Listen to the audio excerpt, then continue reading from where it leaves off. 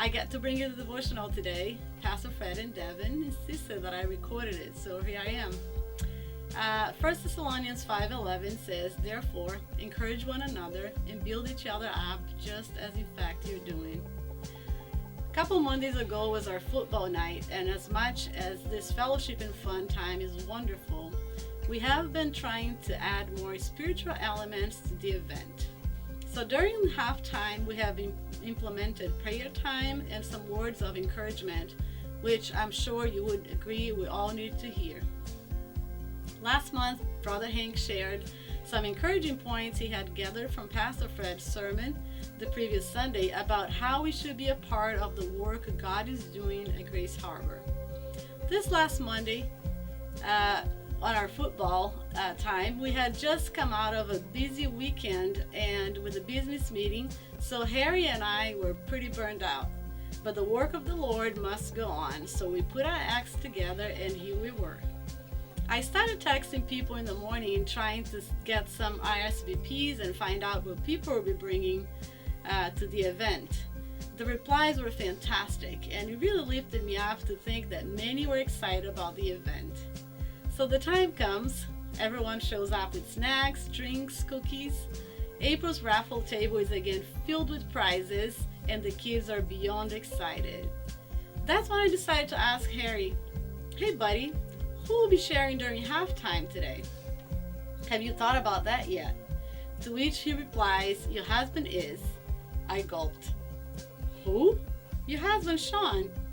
I laughed. My husband hasn't been to Sunday church in a while due to his restaurant management job, but he has been making an effort to come to Wednesday Bible study and had come to tonight's football. So halftime comes, and I can't wait to hear what he's going to say up there. Sean is a great speaker. I've always enjoyed listening to him speak. He's one of those gifted people who is very eloquent. So while I was nervous because when I asked, "What are you going to speak about?" his answer was, "I have no idea." I knew that he was inspired by the gathering of God's people, and that would be enough to fill his talk time. He climbs on the stage and takes the mic from Harry, who after introducing him had the crowd yell cheesecake, which is a restaurant he works for.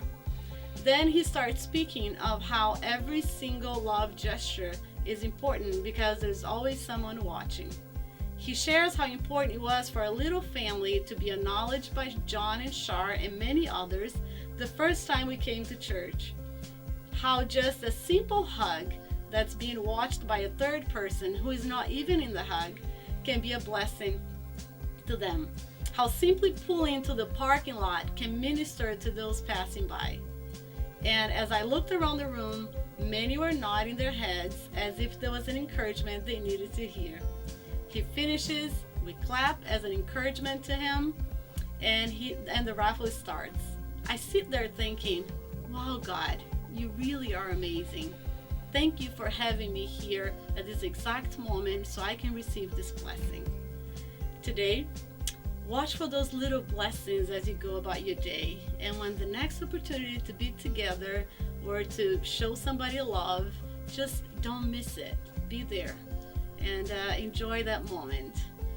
Blessings to you today. Thank you. Bye-bye.